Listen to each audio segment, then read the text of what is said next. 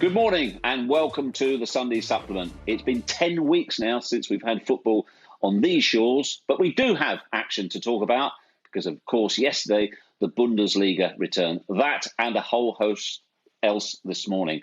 Joining us, the football correspondent from the Sunday Times, Jonathan Northcroft, chief football writer of the Telegraph, Sam Wallace, and Ian Ladyman, the football editor of the Daily Mail. Good morning and welcome all. But before we have a chat, let's have a look at today's headlines to give us a flavour of what's in today's papers.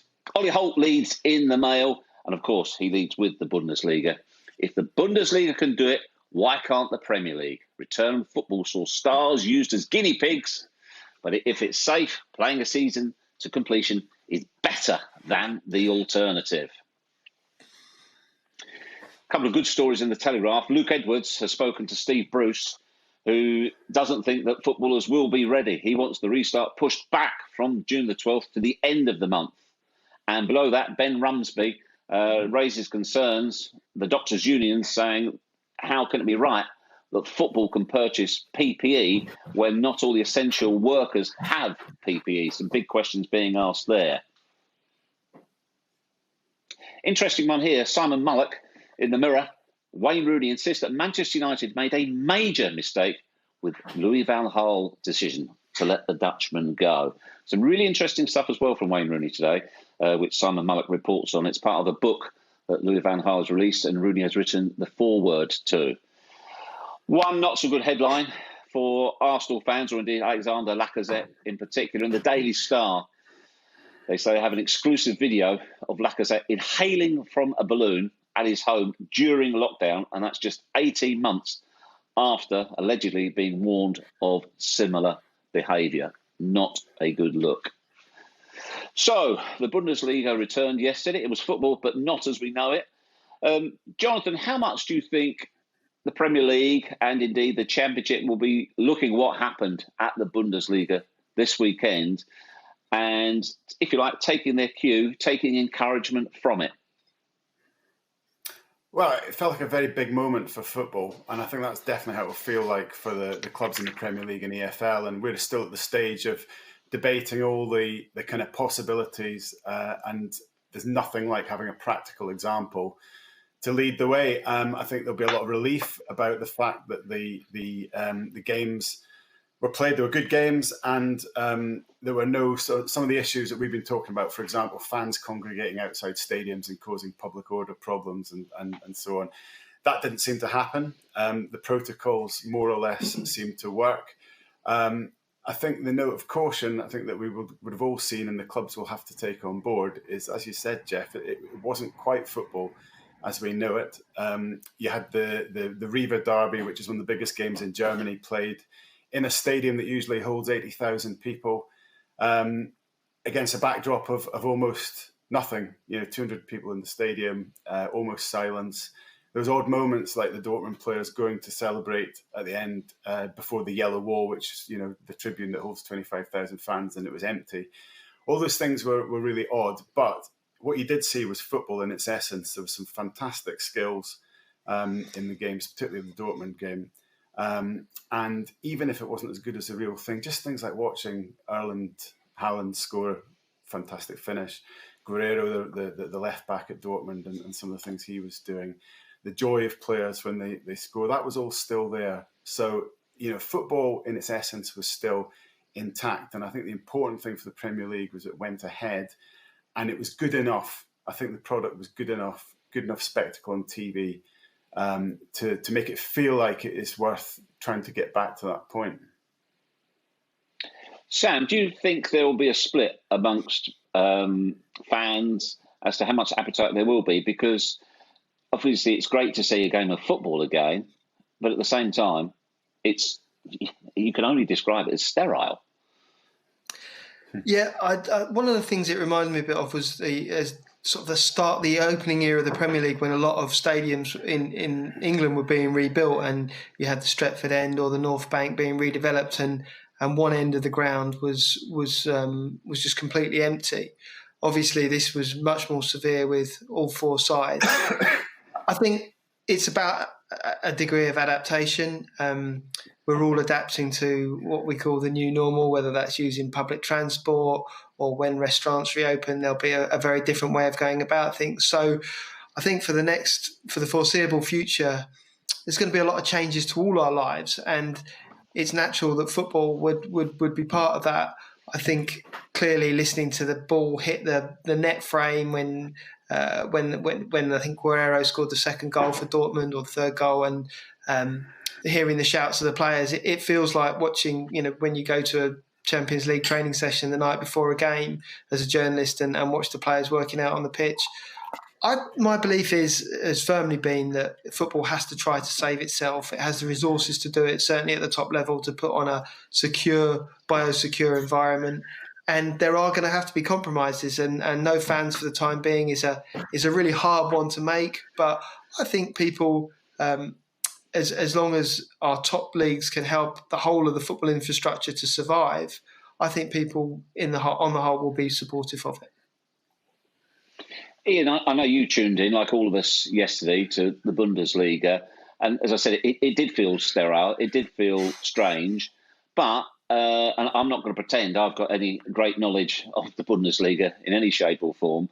But do you think when it's players that you recognise much, much better, players will have a much stronger emotional attachment to it, so it will feel less like that? I actually don't have a particular worry about whether it will be a palatable product or not. I've thought for a while that supporters, viewers would get used to it much quicker than they think. We've already got used to things in our society, in our immediate environments, that are very, very different. I've already, in a way, got used to walking down my local high street and seeing bars and restaurants and cafes closed. It's to the point where you don't look at it anymore. You kind of already adjusted to it in a way. We can't wait for it to change and to be able to go out for a sandwich again, or go out for a cup of coffee or a beer. But we've kind of got used to it. And I think it will be the same with football. Football on television is about the football. Yeah, you can pick up on the atmosphere from the stadium and the supporters, etc. But people watch it for the football. And I actually think that if the Premier League gets up and running again, and if the Championship and League One get up and running again, and games are on the television, I think people will watch it. I think people will watch it enthusiastically. And I found myself thinking yesterday, as I watched that game, trying to imagine it being Manchester City against Liverpool, for example, and what it would feel like, and what it would feel like for friends of mine who support either side. And I'm pretty sure that they would still be as emotionally invested in it, as emotionally attached to it, as they would be under more normal circumstances. I think the great threat to the Premier League and English football being able to copy what the Germans did yesterday is not about whether we can put up with that type of spectacle. It's about the players. The thing, I think we all know that one of the things that threatens the resumption of the Premier League, for example, at the moment, is the attitude and the fears and the beliefs and concerns of some of the players. I wrote that in a column a couple of weeks ago, saying that I thought that would be the one factor that either brought this thing down or allowed it to continue. It's the players. And what we don't know from watching yesterday's game, and what we will not know until maybe a week or 2 weeks hence, is whether a number of German players start to become infected with the virus. We hope that they don't. When they were tested ahead of training, I think it was 10 out of 1,500 or whatever German players tested positive for the virus. That number then went down on the second and third repeat tests. But if players, now that the Germans are training and playing, if tests amongst players start to rise in Germany, then I think that will threaten the resumption in this country, because our players will see that, and that will cause our players great concern. But Jonathan, in many ways, can you almost not afford to worry about that, but just because this whole thing about football returning is like many parts of society and industry. It ebbs and it flows. It seems to be one step forward, two steps back one day, and then the reverse of that the next day. So you've got to continue to plan. And football's trying to start with Project Restart, fully aware that there may well be many obstacles in the road. And those obstacles will change. I mean, we've been back on the air with Sunday Supplement for 3 weeks. in many ways, we've discussed the same thing each week, but every single week there has been subtle changes and variations to the restart. Yeah, I mean, as both the lads have sort of pointed out, we live within a bigger picture. So, the restart of football takes place within the restart of society, and that's an unfolding picture. So what football has to do is try and plan and try and make those moves and hope that to some extent in our daily lives and in society and certainly the health picture improves to the point where it feels more palatable playing football. I think it's worth looking at what the Germans have actually, how they've got there. It was a 6-week process. I mean, that's one of the things that strikes me, that it was about 6 weeks from the German clubs returning to training to getting to the point we saw yesterday. But I think Ian's right about the concerns that players have got. And one of the problems I think that I'm hearing is that there's a sense, and from managers as well, that there's not a clear roadmap yet being set out by the Premier League. Now, in Germany, right from the start, they had clear planning. They had a start date in mind. They had close contact with government. They had training protocols established quite early. And we're still at the point of still discussing all of that. So that, I think the planning has to be clearer and there has to be more agreement if we're going to try and get back to where Germany is. Because at the moment, with all this health risks and uncertainty, players and managers feel that they're not even being told what the road ahead is. A couple I spoke to this week were saying we're being asked to return to training, but we're still not being told whether we're actually, what date we're training towards, what date we're going to be able to have contact again. It's really important in terms of clarity for people within the game to have at least that sense that this is being planned for, this has been looked after. The word I keep hearing is leadership, a lack of leadership, a lack of direction. And there'd be a lot more confidence by people within the game if there was a sense that was there at the top, because it was there in Germany, and I don't think it's been there yet in England.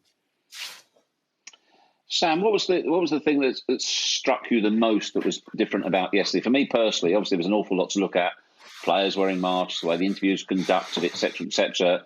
But the thing we always look forward to the most in football is a goal being scored. And in a way, I couldn't wait till somebody scored so I could see what would happen on the celebrations.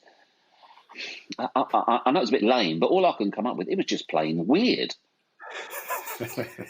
Yes, I think when a goal goes in, you're looking for that sort of release of emotion, and that's such an important part of football, the interaction then that you've seen between the players and the fans. And there's just no substitute for that, and there's nothing they can really do about that. It's again, the mind goes back to England's behind closed doors game against Croatia last season, which I think ended up as a 0-0 draw anyway, so we didn't see any goals. But clearly there are some things that just cannot be compensated for, and then that is part of the compromise. I suppose as the longer this goes on, television will find ways of filling that gap, but yeah, it's not something that can be done easily. Ian, what do you think in terms of the Premier League meeting, which is scheduled for tomorrow?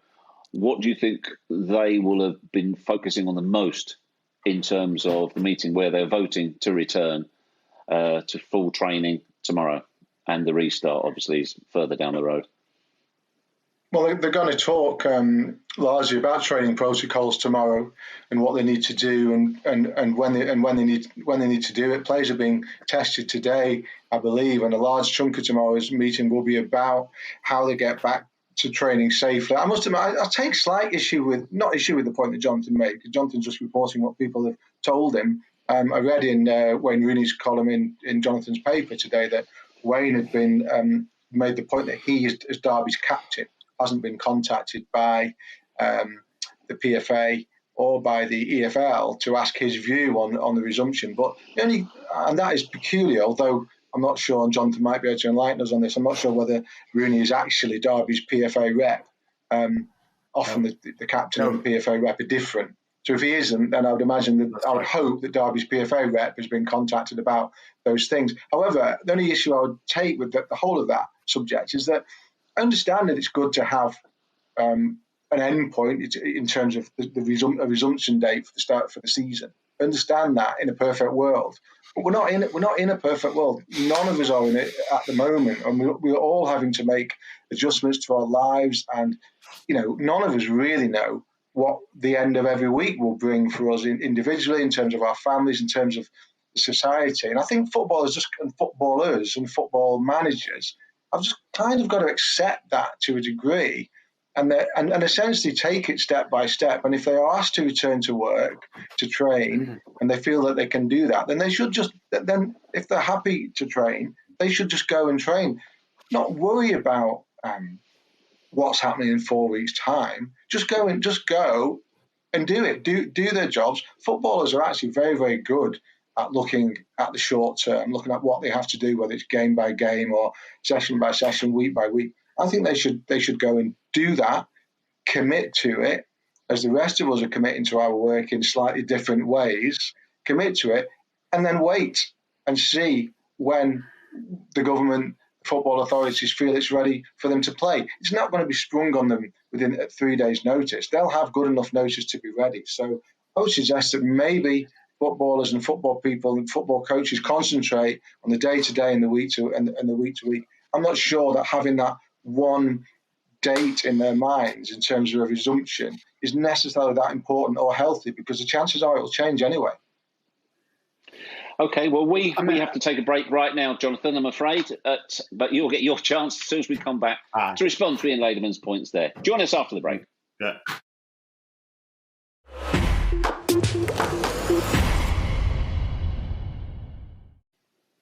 Welcome back to the Sunday Supplement. Of course, the Bundesliga return has given us plenty to get tapped into today. Jonathan Northcroft, football correspondent for the Sunday Times. I'm wondering why we haven't heard the same noises out from Germany that we have from some players here about a reluctance to return. Now, that doesn't mean it's not the same level, but it does appear to be a different picture. Is that fair?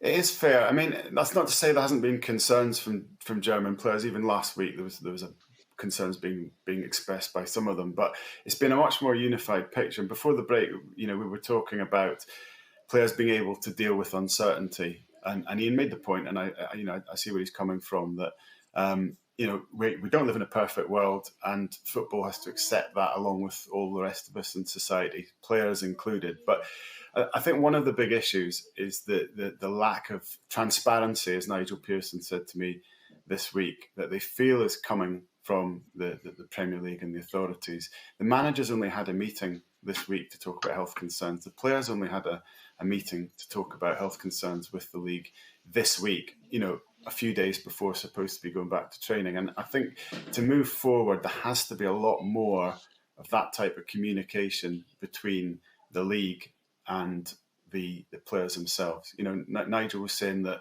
at Watford they've been having regular Zoom meetings with the players.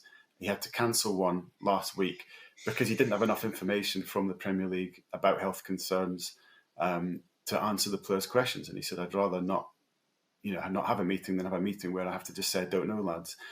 So it seems silly, because comms is a simple thing to correct. It seems silly to be in this position where players and managers are feeling like that. And I would suggest that it's something that can be quite easily rectified in the weeks ahead. But the Premier League, particularly the clubs, have to be able to communicate a bit more transparently with players and managers about all the health concerns they have. And if they do that, I think they will be able to deal with the uncertainty. But like all of us, we're all getting emails and comms from our employers about the effects of COVID in the workplace and the way ahead.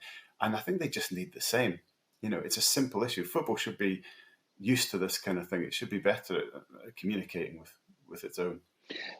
Sam, this seems to be a recurring theme, doesn't it, in this crisis, that the poor communication, whether it be from the Premier League to the owners, from the owners to the managers to the players. And I was struck by, I wish I could remember now, one club this week, they said we had the manager's call or the chief exec call with the Premier League, and straight away they scheduled a call to all their players and staff straight after that call.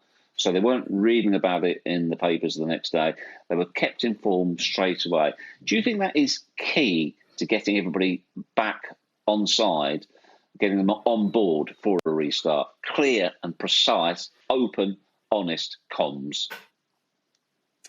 Yeah, I think is the problem we have with football is there's so many big stakeholders. So if we compare it to American sports, where there is a all-powerful commissioner who runs the whole of the NBA or the NFL, it's not really comparable with football. It's much more, or English football anyway, it's much more a game of checks and balances with clearly incredibly powerful clubs. Then you've got the Football Association, which has its own set of responsibilities and kind of conventions.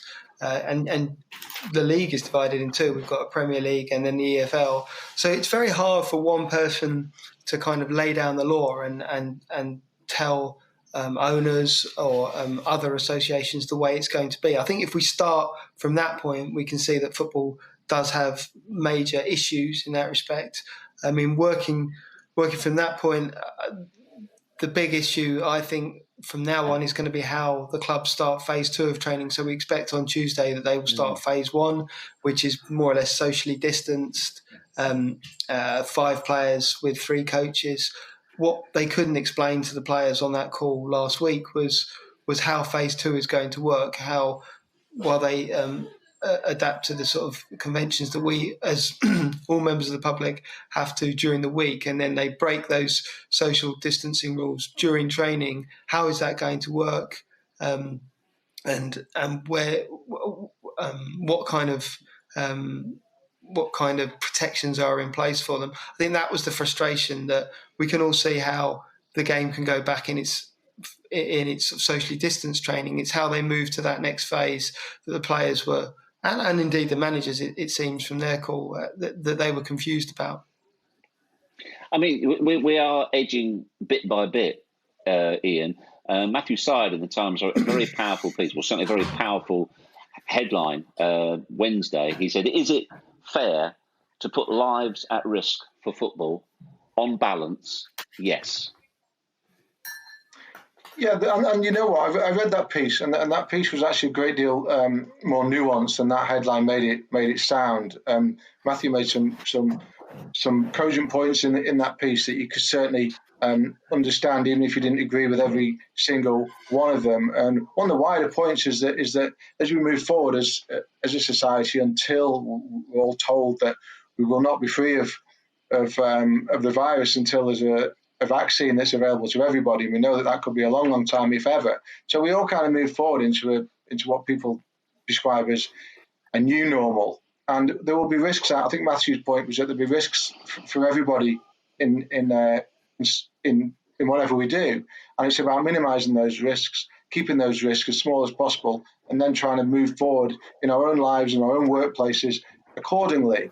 And I think that is essentially what football is trying to do at the moment. Just to pick up on what Sam was saying about players' concerns about phase 2 of training, i.e. contact training. Well, the only way that this can happen is to convince the players of their own safety and to gain their trust. And the way to do that, presumably, is to remind them that they're all being tested twice a week, I believe, and therefore they will be existing at training in what is as a secure as a environment as is physically or scientifically or medically possible to be, and to get them to understand that the risks of them, any of them having the virus, are very, very small, and therefore they can train with confidence that they're not training and coming into close contact with people who can infect them. Now, that is the challenge that is facing football, or one of the challenges, is to convince players of that. Whether it's right or wrong, that is what stands before the Premier League and the other football authorities now as you try and move this forward. I don't think it's a coincidence that some of the voices we're hearing who are expressing the greater doubts about returning are players and managers who are connected to the teams near the bottom of the table. Now, I'm not saying for 1 minute that they are saying these things deliberately to try and influence the way that decisions are made. I don't think they're doing that at all. But what I'm saying is that subconsciously, to them, of course, the risks are going to be at the forefront of their minds, because they know that if they go back to work and they play. If you're playing for West Ham, you're playing for Brighton, you're playing for Watford. You know, Ian, can I interrupt you there? And can I challenge you on that? I thought something that Tyrone Mings said was interesting. He said, if a top six player says, I'm not sure, I think it's unsafe to return, people say, yeah, that's an interesting comment. A bottom six player says it, people say, they don't want to play. It's because they want to avoid relegation. So I know you didn't say, but it's difficult because the two are not mutually exclusive. You can be concerned about relegation, but first and foremost, these players are concerned about their health. I thought Tyrone Mings made a really good point there. They absolutely are concerned about their health. The only point that I'm trying to make is that equally to them, there's nothing to be gained from going back to play football, is there? There's nothing to be gained to go back to play football because the chances are that there's a health risk that they're all quite rightly concerned about, and there's also a risk of relegation as well. And if I was in their shoes, I would probably think, well, why would I put myself at what I believe to be at risk for that when professionally it could be bad for me as well? That it's quite natural for them to think like that. There's nothing wrong with it. There's nothing malevolent about thinking like that. It's very natural to think like that. And one of the challenges for the football authorities is essentially to persuade all players, whoever they're playing for, that they are going to be safe. And until that is won, then I think you're going to have an awful lot of footballers who are going to have great concerns about going into full contact training, as Sam says. So, Sam, given all of that, do you expect the Premier League to vote successfully tomorrow to pass the motion to return to training protocols? Do you expect it to go through? I do expect them to vote for it, and I expect that they'll be back training next week, maybe Tuesday at the earliest. I just feel that the bigger challenge facing them, I don't think there's any doubt about phase one. The bigger challenge facing them will be whether they can, as they've been asked to do in the interim since the last meeting, is whether they can come up with a new set of protocols that will allow them to kind of take everybody with them into the second stage. I think what Ian said is right. We've heard a lot from clubs who've raised concerns, and yes, there is a correlation at times between their position at the bottom of the league and their reluctance to play. There's no getting away from that. I think we haven't. There's lots and lots of clubs that we haven't heard from, and lots of clubs who've kept their counsel on this. Lots of players.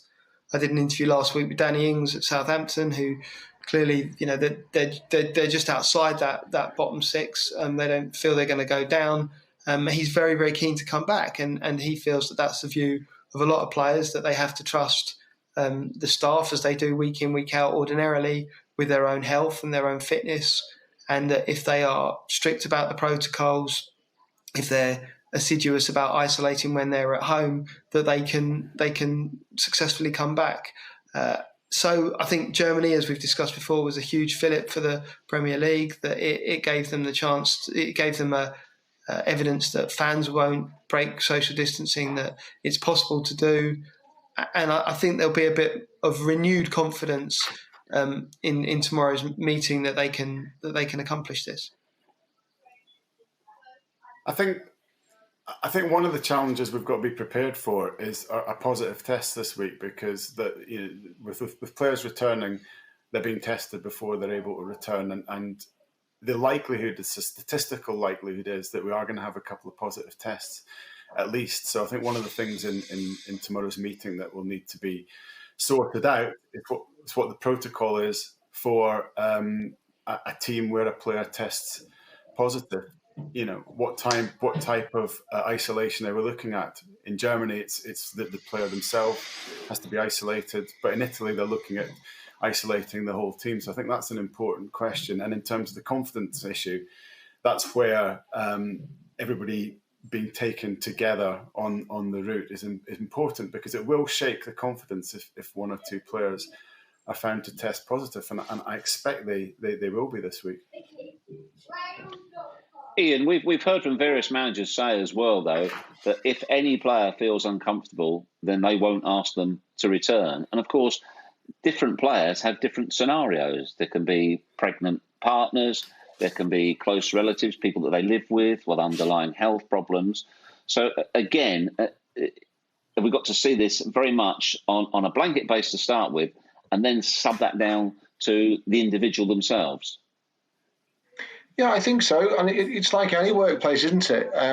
In different individuals at workplaces up and down the country who are trying to return to work or trying to return to kind of working with other people are going to have individual circumstances, and they will be judged upon that. And I'd be very surprised and disappointed if football didn't look at their employees the same way.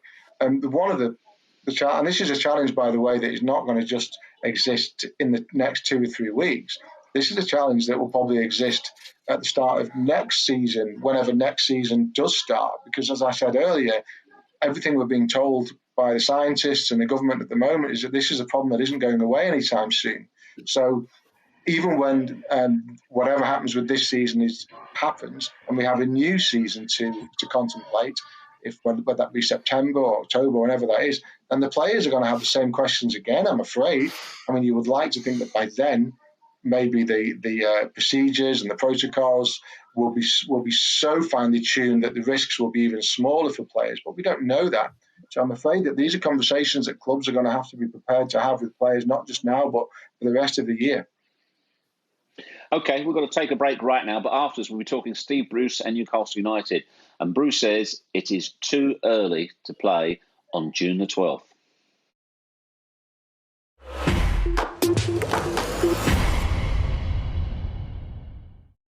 Jonathan Northcroft, Steve Bruce said that he doesn't feel the players are ready to be playing on June the 12th. He feels that the break isn't long enough, and he said, look, these lads have had 8 weeks off, and for most of them, that is the longest break they've had in their careers. He's underlining real concerns about the fitness of players, which, of course, would also lead to questions about potential injuries. Does he have a point? Oh, he's got a big point. This is one of the obstacles. I was talking earlier about Germany taking 6 weeks to come back. And, of course, they didn't have quite so long a break. 8 weeks is longer than any pre-season, any close season, rather, than we've had in England. And I do think that June the 12th date might be the first thing to go in tomorrow's Premier League meeting. Steve Bruce was talking more about the end of June, which sounds more realistic to me. I think this week there's going to be small groups in training. That might be the case for maybe two weeks, groups of 4, groups of 5, with a move towards full contact maybe by early June. And then coaches and managers are actually saying that given the length of time players haven't played for, it might take 3 or 4 weeks of full contact training before they're ready to play. So you work back from that, and June the 26th, which is now starting to be mooted, looks a more realistic date for restarting. And the injuries point is important because not only are players coming back after an unprecedented break, but they're actually coming back into a fixture list that I know they play every year at Christmas, but Christmas is a sort of 1 week to 2 week period of packed fixtures. This will be a 4 to 5 week period of very, very packed fixtures. So in terms of risk of injury coming back after a long break to start with, that's going to be a real issue. Nigel Pearson said the same thing as Steve Bruce, by the way, that getting back for that early June date just looks far too soon. And what Nigel was saying was actually end of August for finishing the season might be the most realistic way to look at things. Sam, you talk to lots of players and managers. Well, all three of you do. What's your feeling on, if you like, the mood music, the temperature of people wanting to return and the date being outlined? I think, as Steve Bruce has said today, there is a concern about the risk of injury because they've had most of these players, their own long-term injuries aside, they've had during their careers. They've never had a layoff as long as this, where they've not been in that cycle of training and playing two matches a week and the kind of demanding requirements of being an elite level footballer. So normally in pre-season they would build up with game time in friendly right up to the start of competitive matches. So I think there are real worries about how these very finely tuned athletes will just be able to cope with a kind of the suddenly being pushed back, having not had the normal training schedule.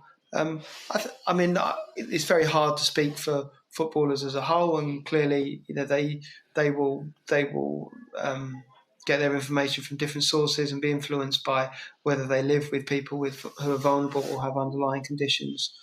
But I still feel that at the moment, it's quite hard for footballers to come out and say that they want to play. They're very cognizant of the fact that we've asked a hell of a lot of our NHS over the last 8 weeks. We've asked a hell of a lot of our frontline workers, and they don't want to be seen to be greedy or to be selfish.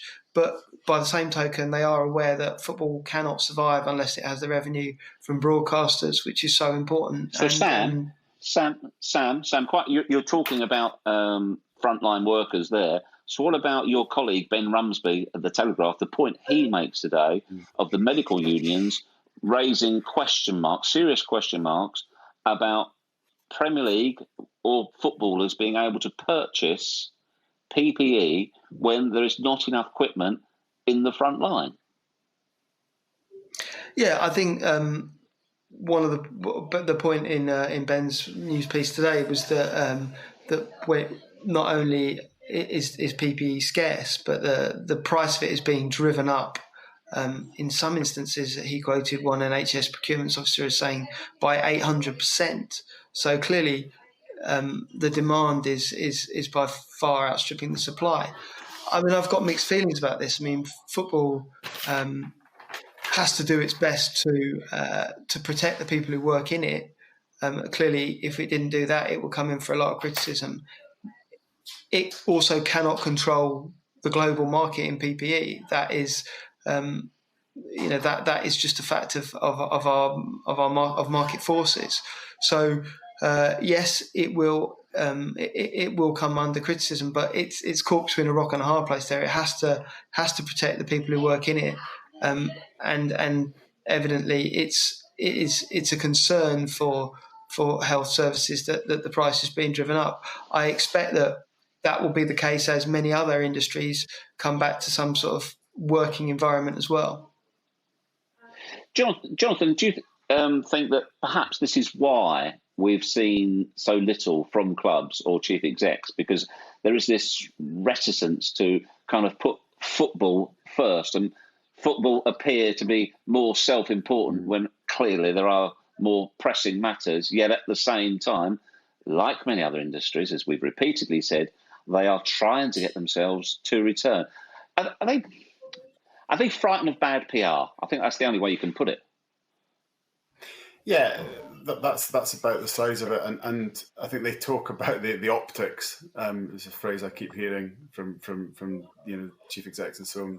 They're worried about how the optics look. I did a column with Steve Parish recently, and he was willing to come out and state his case clearly, but he's unusual. But what Steve was saying is, it's not exclusive to care about society as a whole and care about your whole industry, and that's the message that CEOs and owners have got to get across. We keep coming back to the comms around all of this and the image that football needs to project. And I wondered on the PPE issue whether something like if the Premier League, for however many tests that the Premier League are going to buy and use, they should be buying the same and putting it at the disposal of the health service or the care homes industry. I mean, there are things around this that football could do to show its awareness of the bigger picture. It has to do this to take people with it. But sure, chief executives and owners are keen to play and to save their industry. And I don't think there's anything wrong with that, because we all care about our industries. We all care about trying to save jobs in the places we work.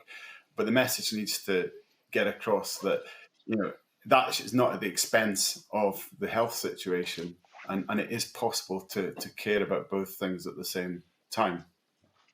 I think there is There is a line in that Ben Rumsby news piece today in the Telegraph from the Premier League, where the Premier League say that the PPE that is being used or they plan to use at Premier League training grounds is not the same as the PPE that is needed for frontline medical workers, and we hope that that is the case. And if that is the case, then hopefully football can move forward with a clear conscience, because it has to be able to do that. In terms of going back to Jonathan's point about the PR and the comms, that the PR around this is important, and you raised the point yourself, Geoff, that that football has to be seen to do the right thing, and equally there has been, at least at the start of this process, a reticence from a lot of people in football to say too much for fear of being accused of self-preservation or self-advancement.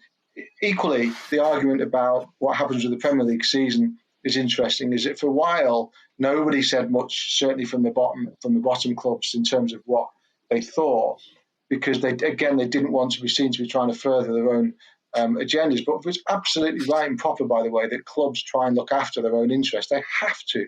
Chief executives of Premier League football clubs and clubs further down have to try and look after the business. Of course they do. And it was interesting that it wasn't until Brighton started to talk. Brighton were the first club that started to talk about their views on what they thought should happen with the season in terms of the neutral venue idea, for example. Brighton were the first team to come out and talk about it. Graham Potter spoke about it. Glenn Murray spoke about it. Chief Executive spoke about it.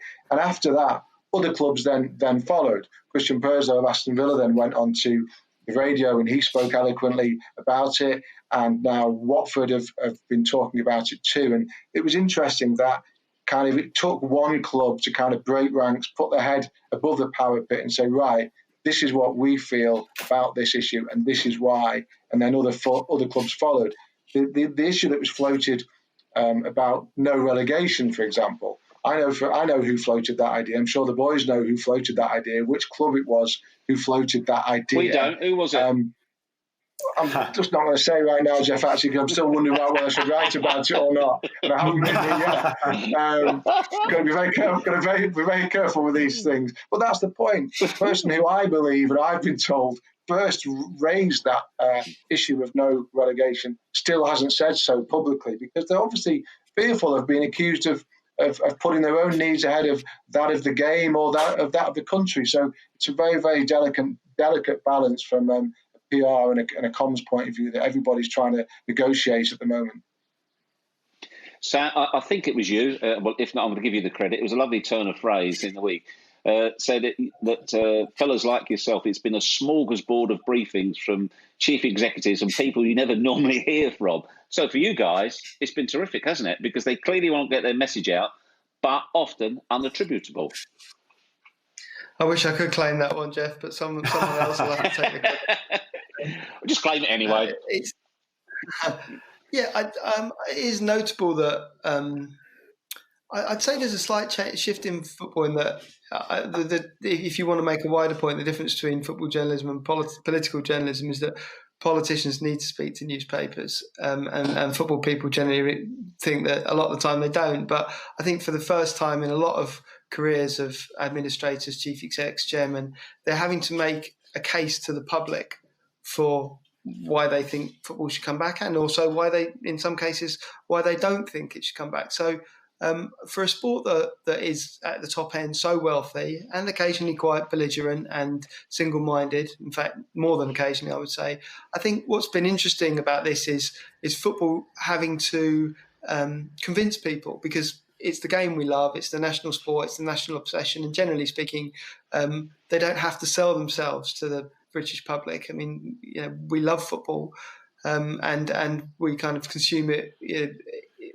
every day, and it's a major part of our lives. But I think what this has done really has shown that in a national emergency of the kind we're going through, football, like everything else, has to take its place and has to make its case very strongly for its own return.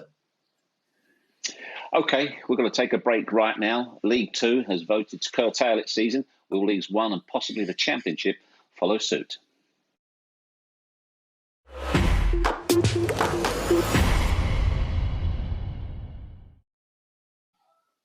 Welcome back to the Sunday Supplement. League Two has voted to curtail their season. There'll be no more action. So the big question now is indeed, will League One and possibly the Championship follow suit? Jonathan Northcroft, the football correspondent of the Sunday Times, spoke to the Cardiff chairman this week. What vibes are you getting, Jonathan? It's a dire picture in the Championship. I mean, it was a very precarious picture before COVID and the shutdown anyway.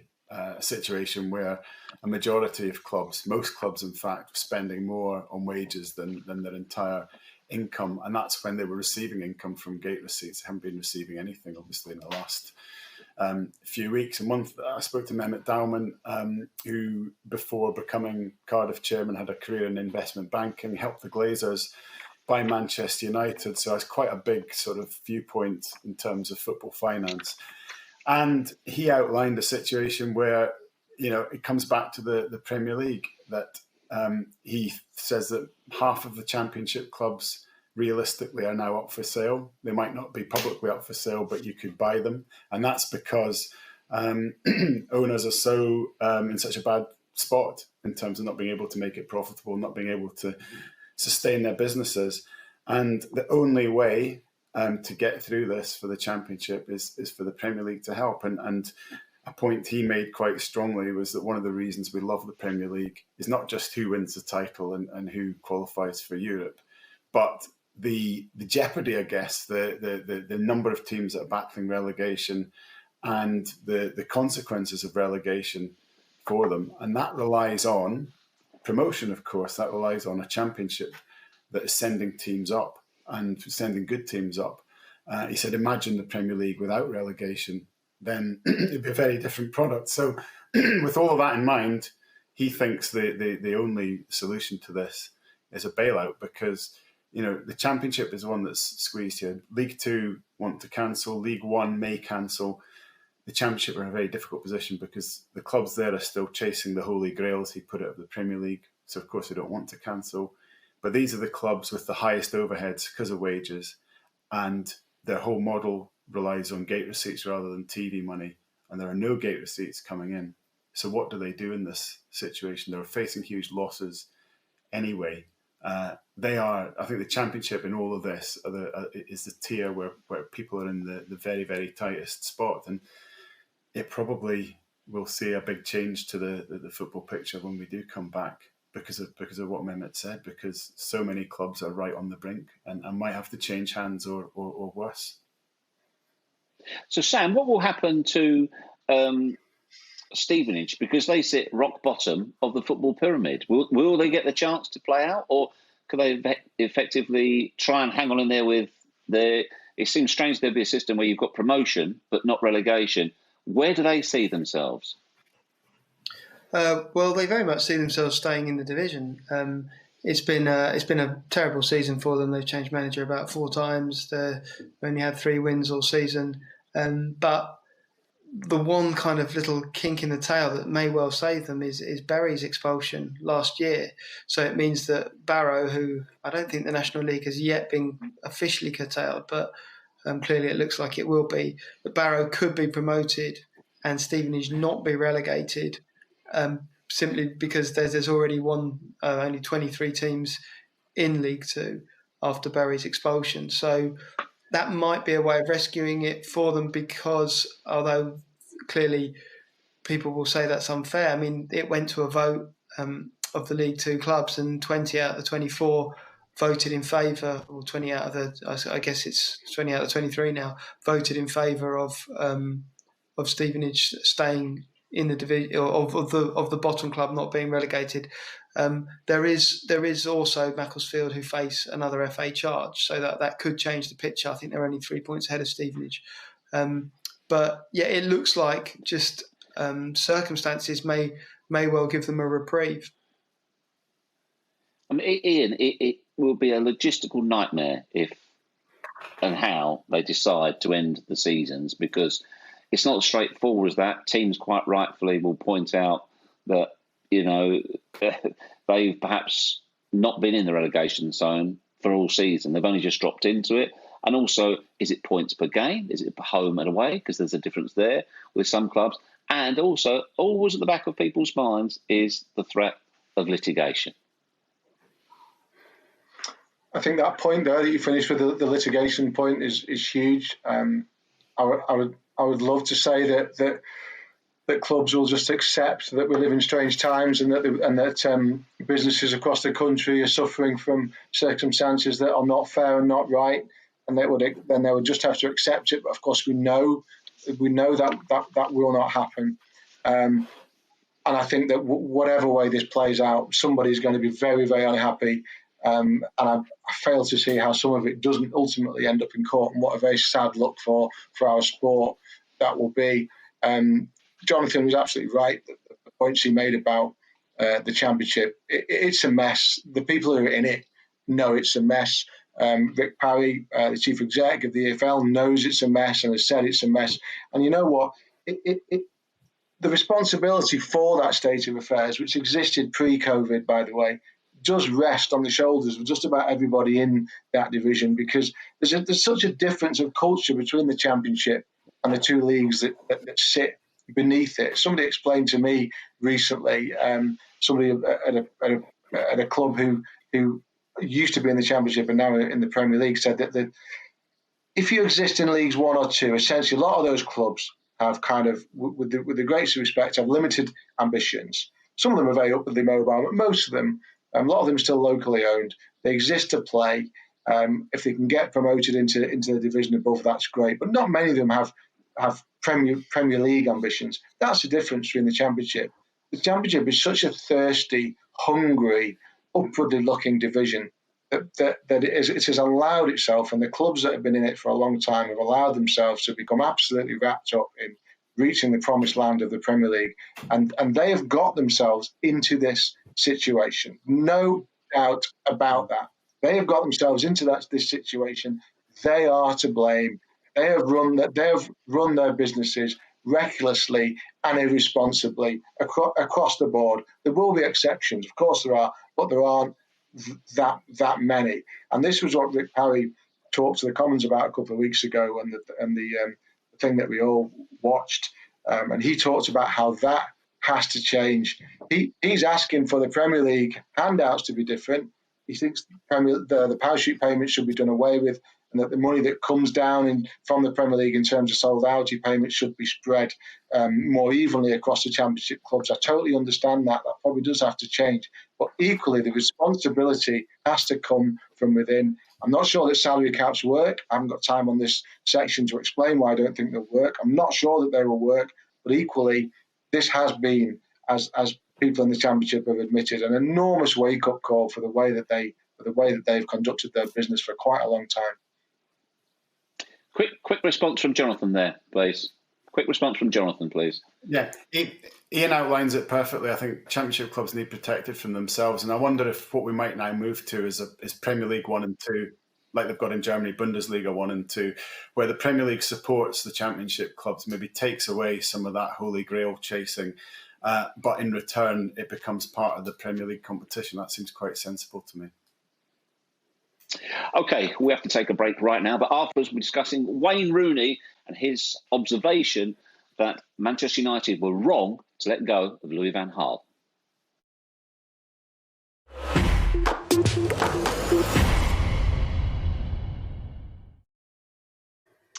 This is the Sunday Supplement, and one of the headlines making this morning's papers is Wayne Rooney's assertion that Manchester United made a major mistake in letting Louis van Gaal go. Now, it's not the first time he said this. He's expressed his admiration for the Dutchman, and he has said elsewhere that he learned more from Louis van Gaal in his time under him than any other manager. Now, Jonathan Northcroft, you know Wayne really well. You've collaborated with him on numerous occasions. What is it about the Dutchman that Rooney likes so much? Yeah, I mean, he loved Louis. One of the things is he kind of loved Louis' personality, his eccentricity. And I was speaking to him on Friday. Those comments that he made that were reported in the Sunday Mirror, they actually come from the foreword that Wayne wrote for a book that Louis van Gaal's just brought out in Holland. And on Friday, Wayne was saying to me that he just received a copy of the book, and he said it's in Dutch, so I can't read what I've written. And he was laughing. it's kind of typical of Louis, the sort of madcap, writing me forward. Here's a book in Dutch for you, pal. But he loved Louis' personality. They got on well. Louis, of course, made Wayne captain. He also particularly loved the tactical mind and the level of preparation that Van Gaal brought to Manchester United. I mean, when you speak to Wayne, it's obvious that Fergie, for all that they had a sort of hot and cold relationship at times, is the biggest figure in his career. There's no doubt about it. In terms of teaching him about winning and the kind of man management tools. But in terms of learning about football and tactics and the intricacies, he just said Van Gaal was on a different level to anyone he'd seen in his career. The preparation, the nuance, the detail. And, Wayne's got a really sort of keen tactical mind, and that was sort of meat and drink to him. And he's genuine in he didn't just say that because he was writing a foreword to the book. He genuinely believes that Van Gaal should have been given more time at United and could have really done something there. Sam, I'm really enjoying Wayne Rooney's columns in the Sunday Times, and as Jonathan said, he has got a keen tactical mind. Talks a lot about spatial awareness and how he forever emphasises, and to be fair to him, he's always said it in interviews, he's not that bothered about scoring goals. It's about the team winning and team play. And I really enjoyed today's piece. It was about how important Ji-sung Park was to Manchester United. He said that the likes of myself, Tevez, Ronaldo, got all the headlines, but trust me, he was just as important. And it almost brings back to mind the old adage I've often heard managers say, that the best team is not necessarily the best 11 players. Yeah, very true. I think I presume it's Jonathan that's working with Wayne on these columns. They're really interesting. I think he's shown another side to his personality. It's been quite a long time since he did his first autobiography, which I believe he's only done the one. And what's been fascinating to me was the way he's talked about his career. I think I'd always assumed, because he was such a prodigy, that it was fairly effortless for him. But I'm not sure if it was last week's or the week before, where he talked about a decision that he made at 14, that he really had to work hard, and he watched other boys fall by the wayside. And there's clearly a lot of thought and sacrifice has gone into his career. He strikes me as someone who remembers a lot. I mean, it seems a kind of a silly thing to say, but a lot of footballers, their careers do pass them by. There's a lot of stress in performing at that elite level week by week, and they kind of just survive. They don't try to look back too much. You always hear them say, "Well, I'll look back at the end of my career," and when you talk to them, it can be a little bit disappointing that they can't remember the great nights and the intricacies of what went on in particularly vivid detail. But clearly Wayne does, and he has. He's been the key figure of his generation. He's played under the great managers. Everything big that's happened in English football over the 15 years of his career, he was pretty much at the centre of it. So his experience is invaluable. I wonder how he will convert that to becoming a manager, because if you look at the elite level of managers now, I know we've talked for years about how a lot of them have not had particularly stellar playing careers, or some not even had playing careers at all. But there's probably only Guardiola really, who among that very top level, who played at top level, and even he wasn't as good a player or as big a figure as Rooney was. So it will be very interesting to see how Wayne kind of adapts all that great experience and insight that he's got into a management career. So Sam's he's shrewd to spot that Wayne's got a great memory for detail. I mean, I have been working on the columns with him, and I mean, if I was ever writing a column, it'd be disastrous because my memory is like a sieve. I can't remember what I did yesterday. But Wayne's got a great mind where he actually did pick up an awful lot in terms of, he remembers team talks, he remembers training sessions, he remembers in detail, the sort of details that went into matches. And it's brilliant working with him because he's got all that very sort of clearly in his mind. I've worked with other people where you ghostwrite who've got different minds who, sort of think in more general terms. But I do hope that specific knowledge will, and I do think it will stand him in very good stead in coaching, because I think he took in so much, both from Fergie and from Van Gaal, in that level of detail. Football's about detail now, so when he becomes a coach, he has to be able to put that into practice. But I think he's got something at the mind to. I think what's interesting about that, Jonathan, is firstly, I think he's wrong, by the way, what he says about Van Gaal. I don't think Louis needed another year at Manchester United. I don't think Manchester United needed another year of Louis van Gaal either. I remember thinking at the end of that Louis, sadly, absolutely iconic manager that he has been in his years at the top of the European game, was a perfect example of how some managers' talents and skills just don't endure as long as others. Not everybody can manage until they're 70, like Sir Alex did and Sir Bobby Robson.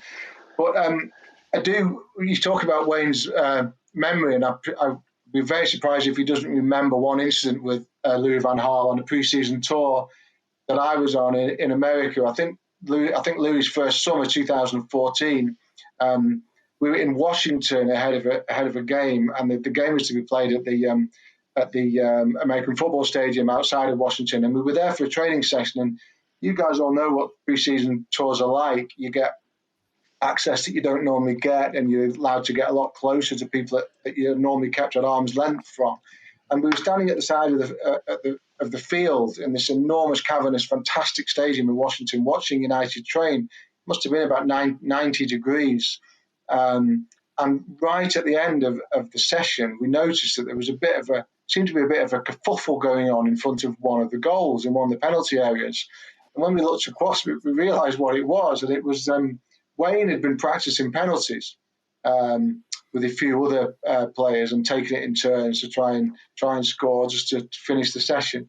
And Louis van Gaal had decided that he wasn't terribly impressed with the way that Wayne Rooney, who had just made or was just about to make Manchester United captain, was taking his penalties. So Louis kind of ushered Wayne to one side and started to go through the motion of how England's kind of premier goal scorer of his generation was to take a penalty, and to say that Wayne wasn't overly impressed by that intervention is to understate it greatly. He was as hacked off as you could ever imagine a player to be in what is generally such a relaxed environment. But that was very much Louis. Maybe that's one of the things on a wider scale that Wayne liked about Louis. Louis was all for the micromanagement. The guys will know this. He was a type of coach who would walk onto a training field, blow his whistle, stop the action, get hold of a player by his shoulders and move him 7 centimetres to his right and say, don't stand there, stand there. Some players like that. Some players need that. Some players loathe it, as we know. Sam, I think that what was also interesting in Rooney's column is that he said one of the things that appealed to him so much about Louis van Gaal was his honesty, his directness. Yeah, I think that's sort of been a feature of the things that Rooney has said over his career. He clearly appreciates that straight talking, and I think probably when you're right at the top and you're very, very confident of your abilities, then you don't have any issues with that. He's never struggled, and I don't mean this in as any criticism. He's never struggled for confidence. He's always believed in himself. And I think Jonathan may know more about this, but what would be interesting to me is who he will choose as his assistant or let's say assistant when he goes into management, because that seems to me to be such a major decision now is the people that you have around you. You look at Frank Lampard has got Jody Morris with him, who's a great friend of his from their early days in 21s and then at Chelsea. I'd be curious, John. Do you know who he's got in mind? I don't. I mean, I know he's quite close to a few people like Darren Fletcher, who may, I'm just throwing that out. That's not come from Wayne, but there are the sort of ex-United players that you can see moving into coaching too. That he's been quite close to in his career. But no, you're absolutely right though, Sam. whoever he chooses is really important. Stephen Gerrard chose Gary McAllister at Rangers, and that was an important thing for him too. I thought also in today's extract of the book, and that's in the Sunday Mirror and the Sunday People, I think as well, was one comment that Van Gaal actually made about Rooney, which I presume has come from the book, when he explains why he made him captain. And I'm paraphrasing, but I only read it about an hour ago, so hopefully I can remember. He essentially said that the reason he made him captain was that he was one of the most professional players when he was at the football club, when he was training, when he was playing. He was such a professional player, but he didn't necessarily carry that kind of ethos into his life away from the field. And he hoped that by making him captain, he would sharpen Wayne's attitude to life away from the pitch. And he also made a comment that it didn't quite work out.